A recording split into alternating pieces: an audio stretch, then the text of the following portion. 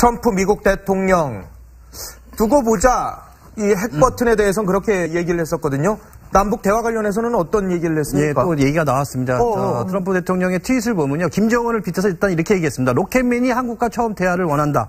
이것은 좋은 소식일 수도 또 아닐 수도 있다. 지켜보자라고 얘기를 했습니다. 그런데 기억하실 겁니다. 김정은이 핵단추를 언급하지 않았습니까? 그랬죠. 네. 가만히 있을 트럼프가 아니죠. 이에 대응해 자신은 더 크고 강력한 핵단추가 있다라고 맞받아쳤습니다. 맞긴 맞죠. 예. 그러면서 김정은 거는 작동이 안 되는 모욕일지 모르지만 자신의 핵단추는 작동도 한다라고 이렇게 또 덧붙였습니다. 네. 트럼프는 핵단추에 어떻게 보면 핵단추를 응수를 하면서도 일단 미국 정부는 두 나라가 대화를 원한다면 반대하지는 않겠다는 입장을 밝혔습니다. 예. 하지만 북한이 한미 동맹의 어떤 틈을 벌려서 국제사회의 대북 압박 전열을 흐트러뜨리거나 또 다시 도발 국면으로 선회할 것에 대한 경계심은 또 늦추지 않고 있습니다. 예. 한미 공조의 균열을 내지 못하게 경계하면서도 남북관계 흐름을 주시하겠다는 것으로 풀이되는데요. 예. 한편 이 대북 강경파인 미국의 린지 그레이엄 상원의원 있지 않습니까? 예. 트위터에 만약 북한이 동계올림픽에 간다면 미국은 가지 않을 것을 전적으로 믿는다라고 이렇게 얘기를 했습니다. 왜냐하면 불합리한 정권에 올림픽 참가라는 정당성을 주지 말자는 이야기로 해석이 되고 있습니다. 물론 굉장히 매파긴 합니다만은 북한이 오면은 미국은 가지 말아야 된다라는 얘기를 한 거 아니겠습니까? 뭐 그렇게 해석할 수가 있죠. 아마도 미국 입장에서는 좀 불편할 수 있어요. 그러니까 지금은 북한 핵 문제를 해결하기 위해서 제재와 압박과 하여튼 북한을 이끌어내기 위한 그런 노력을 해야 되는데 혹시 남북 대화 반대하지 않지만 이것이 결국 그 분위기를 흐트리고 공주의 전설의 균열을 가져오는 것 이런 것을 우려하고 있는 것이죠. 만약에 남북대화가 이루어지면요. 북한에서 과연 대표가 누가 될 것인가. 최룡해가 올 수도 있다. 혹은 김여정이 올 수도 있다. 그런데 통일전선부장이 역대에 계속 왔었으니까 그럼 김영철이다. 어떻습니까? 김영철 천안함 폭침의 주역이긴 합니다만은 혹시 올 수도 있거든요. 직접 대화를 해보셨다면서요. 그럼요. 김영철하고는 김영철은 남북회담에 오랫동안 나왔었고 제가 만난 것은 남북 장성급 군사회담을 할 때 2006년, 2007년 또 2007년 평양에서 2차 국방장관회담이 있었어요. 그때도 같이 마주 앉아서 회담을 했었지요. 특히 장성급 회담을 할 때는 김영철과 식사도 옆에서 같이 앉아서 식사도 하고 여러 가지 대화를 나눴는데 어때요? 천안함 폭침했다 그래서 사실 괴물같이 생각할 수 있고 그거는 북한은 이렇게 보면 됩니다. 북한은 대화와 도발을 똑같은 수단으로 봅니다. 그러니까 자기들의 목표를 달성하기 위해서 필요하면 대화도 제의하고 또 필요하면 도발을 통해서 우리 뒤통수를 치기도 하고 그런데 중요한 거는 대화를 하는 사람과 도발을 하는 사람과 같은 인물이라는 거예요. 김영철이가 대화에도 나오고 뒤에 가서 우리 머리를 치는 도발도 하는 이중적인 역할을 했단 말이죠. 근데 이제 김영철이 회담에 나올 가능성은 물론 배제할 수는 없습니다. 왜냐하면 2014년에도 김영철이 이 대화에 나왔었잖아요. 우리 국방부 정책실장과 만나서 대화를 했습니다. 통전부장을 맡고 있고 대남 담당 부위원장이라는 직함을 같이 가지고 있기 때문에 북한이 평창올림픽 문제만을 얘기를 한다면 김영철이가 나올 필요가 없죠. 최위라든지 체육 담당하는 사람이 나오면 되는데 그것이 아니라 뭔가 다른 것을 엮어서 뭔가 하려고 하는 대남 전략의 판을 바꾸거나 아니면은 우리 측의 어떤 대북 정책의 방향을 전환시키고자 하는 그런 걸 요구하려고 한다면 김영철이가 나올 가능성도 배제할 수는 없지요. 그러니까 체육 담당이 온다면 평창올림픽만 얘기할 수 있는 상황이지만 김영철이나 또 다른 사람이 온다면 그거는 평창올림픽뿐만 아니라 남북관계의 또 다른 얘기를 하려고 하는 그런 걸로 읽어볼 수 있다는 자기들이 말씀이시군요. 어떤 노림수를 판에다 올려놓고 그걸 요구할 가능성도 배제할 수 없다는 거지요. 자, 그런데 우리 정부는 북한에게 모든 거 다 일임한다라고 했습니다만 사실 과거에 이 경문제로 만나는 사람들의 경문제로 회담이 어그러진 적이 있었거든요. 바로 하루 전에 이제 취소가 됐던 건데요. 저희도 생중계 다 준비했다가 그 돈만 들어가고 다 못 썼던 적이 있어요. 바로 2013년이었어요. 이제 서울에서 이제 남북 당국 회담을 열기로 했었는데 북한 자체가 이제 당시에 이제 우리 측의 수석 대표의 격을 문제 삼으면서 회담이 바로 하루 전에 일방적으로 취소가 됐던 적이 있어요. 당시 이제 어떤 상황이 있었냐? 우리 측 같은 경우는 당시에 류일재 장관을 대표단의 이제 수석 대표로 내세우려고 했었는데 보니까 북한 쪽에서 김양건 통일전선부장이 수석 대표로 왠지 나오지 않을 것 같다 보니까 우리가 좀 노선을 바꾼 거죠. 그래서 김남식 통일부 차관은 이제 수석 대표라는 5명의 명단을 북측에 전달을 했어요. 북한 같은 경우는 여기 이제 강지영 조국평통위원회 이제 서기국장을 수석 대표로 한 명단을 제출했는데 우리 측의 명단을 보고서 수석 대표가 차관급이라는 거에 대해서 북한 측이 반발을 했던 거죠. 그리고 당시 북한 같은 경우는 우리가 수석 대표를 차관급으로 배치한 것 자체가 당국 회담에 대한 우롱이다 이러면서 도발로 간주한다 이렇게까지 비난을 했었어요. 어떻게 보면 북한이 과거에도 이렇게 바로 회담 하루 전에도 회담을 무산시킨 전력이 있기 때문에 이번에도 어떻게 보면 끝까지 어떻게 상황이 변할지는 아무도 모르는 그런 상황이 된 거죠. 일단 이번에는 격은 따지지 않겠다는 게 우리 정부의 입장이니까요. 상대방이 낮은 사람이 와도 우리 안보실장이 나갈 수도 있다라는 그런 상황이 벌어지고 있는 것 같은데요. 야당의 얘기 좀 들어봐야 될 것 같습니다. 평창 올림픽의 성공 그리고 이산가족 상봉 등 합의가 있었으면 좋겠습니다. 비핵화가 없는 평화는 진정한 평화가 아니기 때문에 이 북핵 문제가 반드시 의제가 되어야 합니다. 일이 일비하거나 성급해서는 안 됩니다. 북핵 문제 해결을 위한 노력을 병행해야 합니다. 자, 북핵 문제를 거듭 지금 바른정당과 국민의당이 얘기를 하고 있는데요. 협상 테이블에 직접 앉아보셨잖아요. 이게 협상이라는 게 사실 쉽지 않지 않습니까? 더구나 북한은 불량 국가인데 우린 국가로 인정하지 않지만은. 그렇죠. 아니, 협상에서 어떻게 해야 되는 거예요? 이게 제가 보기에는 상대방이 그렇게 나오면 사실 협상이라는 게 사실 쉽지 않잖아요. 쉽지 않죠. 그래서 이제 중요한 건 그겁니다. 평창올림픽에 북한 선수단이 오면 평화올림픽이 된다. 또 남북 당국 간 회담이 개최되면 한반도에 평화가 온다. 그건 사실 꿈일 수 있어요.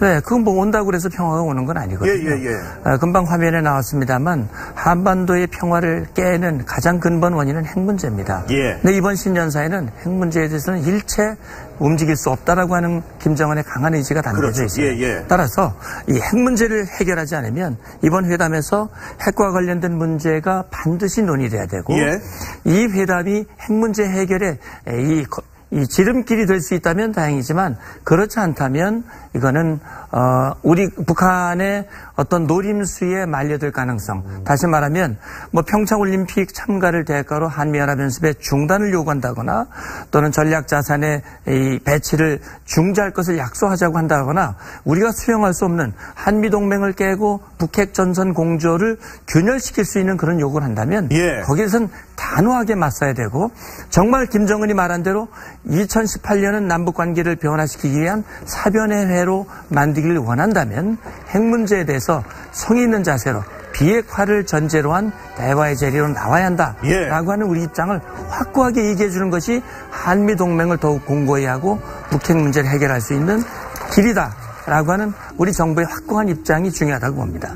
자, 지금 속보가 들어오고 있습니다. 지금 조선중앙TV에서요. 김정은의 위임에 따라서 평창올림픽 경기대회 대표단 파견과 관련한 우리의 제안에 대한 이 문재인 대통령의 발언에 따른 북한의 입장이 방송되고 있다. 그러니까 북한의 입장이 지금 나오고 있습니다. 우리의 한 라인 전화는 받지 않고 있습니다만 전화 대신에 조선중앙TV를 통해서 지금 자신들의 입장을 보이고 있다 그러는데요. 조선중앙TV가 지금 아직까지는 다른 방송을 하고 있습니다. 그렇지만 예고 방송을 한 상황입니다. 자신들의 입장을 내놓겠다라고 지금 김정은의 지시에 따라서 얘기를 하겠다라고 지금 방송이 나오고 있습니다. 지금 조선중앙TV에서는 지금 애들이 지금 왔다 갔다 하면서 지금 다른 그 제작 프로그램들이 나오고 있는데요. 예고를 하고 있는데 조선중앙TV를 잠깐 보도록 하겠습니다. 자, 지금 조선중앙TV가 지금 북한에서 지금 저렇게 나오고 있습니다. 저렇게 나오는 아이들의 지금 생중계 방송인데요. 아이들의 유아 프로그램이 나오면서 그 전에 바로 평창올림픽 대표단 파견과 관련한 입장을 발표하겠다라고 예고를 한 그런 상황입니다. 그리고 평창올림픽 경기대회 대표단 파견 문제를 포함해서 회담 개최와 관련한 문제들을 남측과 제때 연계하도록 3일 15시부터 그러니까 1시간 반 뒤죠. 그러네요. 그때부터 북남 사이 판문점 연락 통로로 개통할 때에 대한 지시를 주셨다. 김정은이 오후 3시부터 전화 받으라고 했다고 하네요. 우리 시간으로 3시 반 정도가 되겠군요. 평양 그렇죠. 시간이니까. 그렇죠. 예, 3시 반에 우리 시간으로 그러니까 2시간 뒤에 전화 받아라 이렇게 김정은이 지금 지시를 했다는 얘기군요. 그러니까 3번 전화를 했잖아요. 홍보 초려죠. 3번 전화하니까 이제 4번째 전화하기 직전에는 전화 우리 통화할 수 있다라고 메시지를 주네요. 리선권이 지금 입장을 발표를 했대요. 조국평화통일위원회 위원장 리선권이. 네, 리선권도 원래 제 남북군사 실무회담을 할 때 북측 대표단의 일원으로 참여했던 그런 인물이고요. 이제 조평통이 과거에는 이 통전부, 다시 말하면 조선노동당 외곽기구였다가 2016년 최고인민회의에서 정부기구로 조직 개편을 했어요. 아마 제가 볼 때는 리선권이 남북회담의 경험이 있고 하기 때문에 앞으로 또 회담에 리선권을 지금 우리 통일부 장관의 카운터 파트로 김영철은 대북제재 대상이니까 좀 약간 거꾸로울 수 있으니까 그런 부분도 있고 왜냐하면 김영철은 통전부 다시 말하면 당의 기구에 있고 조평통은 지금 정부의 기구로 바꾸었기 때문에 제가 볼 때는 아마 리선권이 대표로 나올 가능성을 배제할 수 없습니다. 자, 지금 리선권이 오늘 입장 발표를 했는데요. 3시 30분에 그러니까 우리 전화, 대한민국 전화 받아라라고 김정은이 했는데 여기 보면요. 이런 얘기들이 있습니다. 일단 문 대통령의 입장 발표를 두고 굉장히 높이 평가하면서 긍정적이고 환영의 뜻을 김정은이 표했다고 그렇죠. 해요. 거기다가 조선노동당 중앙위원회 통전부 그리고 조평통 국가체육지도위원회를 비롯한 해당 단위들에서 구체적인 실무 대책을 해라. 그러니까 체육단위뿐만 아니라 통전부와 조평통까지 다 얘기를 하라는 거는 그러면은 김영철이나 아니면 최룡해나 더 높은 급이 올 수도 있다라는 얘기가 그런 되는 건가요? 그것보다는 우리 대통령께서 이제 국무회의에서 이 통일부, 문화체육부 담당 부처에 이제 구체적인 지시를 내렸는데 아마 제가 볼 때는 김정은도 그 화답의 조치로서 그 해당 부서거든요. 통전부는 당의 기구고 그렇죠. 조평통은 말씀드린 대로 어떻게 보면 북한이 이런 것을 염두에 두고 조직을 조정을 했는지는 모르겠습니다만 어쨌든 조평통은 아마 남북 대화를 준비하는 실무 기구라고 볼 수 있습니다. 그렇다면은 그다음에 체육기구는 평창올림픽의 대표단을 파견하기 위한 실무 조직이라고 볼 수 있고 그런 조직들을 동원을 해서 준비를 해라라고 얘기했는데 이제 김정은이 신년사에서 얘기하는 것이 내가 빈말이 아니고 문 대통령의 입장을 높이 평가하고 환영하고 나도 거기에 상응한 조치를 취한다. 이런 얘기를 한 거거든요. 그렇죠. 이제 이렇게 볼 수 있습니다. 그렇다면 이제 북한이 평창올림픽의 대표단을 보내는 문제에 대해서 적극적으로 우리는 자세를 취한다.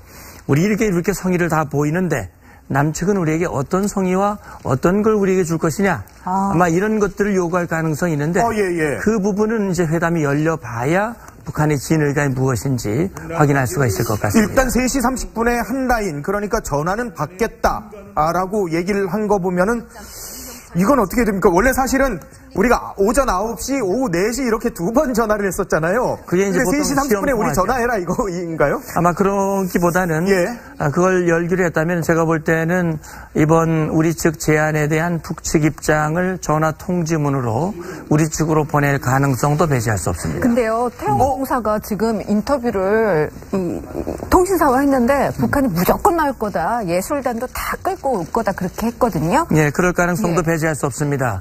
저는 이제 두 가지 시나리오를 보거든요. 그러니까 하나는 지금 말씀하신 대로 태영공사에서 얘기했듯이 이번 평창올림픽만큼은 자기들의 평화 의지를 최대한 고무시키고 전 세계에 알리고 그렇게 해서 김정은은 평화의 지도자다. 그렇게 해서 잠시 핵과 미사일을 잊어버리도록 국제사회가 완전히요. 그렇게 해서 이 핵 미사일을 가진 것을 기정사실화하고 판을 그렇게 유지해 가면서 그렇게 되면 우리 국민들 사이에서도 북한에 대한 제재를 완화해야 된다라는 그런 환상을 갖게 만들고 좀 더 긴 호흡을 가지고 하나하나 자기들의 다시 말하면 일단 훈련은 연기시켰으니까 그러고 나서는 그 다음에 계속 회담을 원한다면 그 다음 것 우리에게 요구를 들어달라라고 하는 판으로 이끌어갈 가능성도 배제할 수 없는 것이기 때문에 우리는 그런 것들을 염두에 두고 A안, B안, C안 이런 전략들을 시나리오별로 만들어 놔야지요. 북한이 그동안 통상 해왔던 협상 전략이 다시 얘기하다가 본질은 그냥 딱 잊어버리게 만들고 그냥 Z 얘기를 그냥 갑자기 가버려서 A를 잊어버리게 만드는 그런 협상 전략을 썼는데 A를 그러니까 북핵 문제를 결코 잊어서는 안 된다라는 얘기죠. 그렇죠. 알겠습니다. 자, 오늘 북한 얘기는 여기까지 마치도록 하겠습니다. 그러니까 그럼 김영철이다. 어떻습니까? 김영철 천안함 폭침의 주역이긴 합니다만은 혹시 올 수도 있거든요. 직접 대화를 해보셨다면서요. 그럼요. 김영철은 남북회담에 오랫동안 나왔었고, 제가 만난 것은 남북 장성급 군사회담을 할 때, 2006년, 2007년, 또 2007년 평양에서 2차 국방장관회담이 있었어요. 그때도 같이 마주 앉아서 회담을 했었지요. 특히 장성급 회담을 할 때는 김영철과 식사도 옆에서 같이 앉아서 식사도 하고 여러 가지 대화를 나눴는데. 어때서 천안함 폭침했다 그래서 사실 괴물같이 생각할 수 있고. 북한은 이렇게 보면 됩니다. 북한은 대화와 도발을 똑같은 수단으로 봅니다. 그러니까 자기들의 목표를 달성하기 위해서 필요하면 대화도 제의하고 또 필요하면 도발을 통해서 우리 뒤통수를 치기도 하고 그런데 중요한 거는 대화를 하는 사람과 도발을 하는 사람과 같은 인물이라는 거예요. 김영철이가 대화에도 나오고 뒤에 가서 우리 머리를 치는 도발도 하는 이중적인 역할을 했단 말이지요. 내재할 수 없다는 거지요. 자, 그런데 우리 정부는 북한에게 모든 거 다 이임한다라고 했습니다만 사실 과거에 이 경문제로 만나는 사람들의 경문제로 회담이 어그러진 적이 있었거든요. 바로 하루 전에 이제 취소가 됐던 건데요. 저희도 생중계 다 준비했다가 그걸 돈만 들어가고 다 못 썼던 적이 있어요. 바로 2013년이었어요. 이제 서울에서 이제 남북 당국 회담을 열기로 했었는데 북한 자체가 이제 당시에 이제 우리 측의 수석 대표의 격을 문제 삼으면서 회담이 바로 하루 전에 일방적으로 취소가 됐던 적이 있어요. 당시 이제 어떤 상황이 있었냐? 우리 측 같은 경우는 당시에 류길재 장관을 대표단의 이제 수석 대표로 내세우려고 했었는데 보니까 북한 쪽에서 김양건 통일전선 부장이 수석 대표로 왠지 나오지 않을 것 같다 보니까 우리가 좀 노선을 바꾼 거죠. 그래서 김남식 통일부 차관은 이제 수석 대표라는 5명의 명단을 북측에 전달을 했어요. 북한 같은 경우는 여기 이제 강지영 조국평통위원회 이제 서기국장을 수석 대표로 한 명단을 제출했는데 우리 측의 명단을 보고서 수석 대표가 차관급이라는 거에 대해서 북한 측이 반발을 했던 거죠. 그리고 당시 북한 한편 이 대북 강경파인 미국의 린지 그레이엄 상원의원 있지 않습니까? 트위터에 만약 북한이 동계올림픽에 간다면 미국은 가지 않을 것을 전적으로 믿는다라고 이렇게 얘기를 했습니다. 왜냐하면 불합리한 정권에 올림픽 참가라는 정당성을 주지 말자는 이야기로 해석이 되고 있습니다. 물론 굉장히 매파긴 합니다만은 북한이 오면은 미국은 가지 말아야 된다라는 얘기를 한 거 아니겠습니까? 그렇게 해석할 수가 있죠. 아마도 미국 입장에서는 좀 불편할 수 있어요. 지금은 북한 핵 문제를 해결하기 위해서 제재와 압박과 하여튼 북한을 이끌어내기 위한 그런 노력을 해야 되는데 혹시 남북 대화 반대하지 않지만 이것이 결국 그 분위기를 흐트리고 공주의 전설의 균열을 가져오는 것 이런 것을 우려하고 있는 것이죠. 만약에 남북대화가 이루어지면요. 북한에서 과연 대표가 누가 될 것인가. 최룡해가 올 수도 있다. 혹은 김여정이 올 수도 있다. 그런데 통일전선 부장이 역대에 계속 왔었으니. 네. 이제 김영철이 회담에 나올 가능성은 물론 배제할 수는 없습니다. 왜냐하면 2014년에도 김영철이 이 대화에 나왔었잖아요. 우리 국방부 정책실장과 만나서 대화를 했습니다. 통전부장을 맡고 있고 대남 담당 부위원장이라는 직함을 같이 가지고 있기 때문에 북한이 평창올림픽 문제만을 얘기를 한다면 김영철이가 나올 필요가 없죠. 최위라든지 체육 담당하는 사람이 나오면 되는데 그것이 아니라 뭔가 다른 것을 엮어서 뭔가 하려고 하는 대남 전략의 판을 바꾸거나 아니면은 우리 측의 어떤 대북 정책의 방향을 전환시키고자 하는 그런 걸 요구하려고 한다면 김영철이가 나올 가능성도 배제할 수는 없지요. 그러니까 체육 담당이 온다면 평창올림픽만 얘기할 수 있는 상황이지만 김영철이나 또 다른 사람이 온다면 그거는 평창올림픽뿐만 아니라 남북관계의 또 다른 얘기를 하려고 하는 그런 걸로 읽어볼 수 있다는 자기들이 어떤 노림수를 판에다 올려놓고 그걸 요구할 가능성도 트럼프 미국 대통령 두고 보자. 이 핵 버튼에 대해서는 그렇게 얘기를 했었거든요. 남북 대화 관련해서는 어떤 얘기를 했습니까? 예, 또 얘기가 나왔습니다.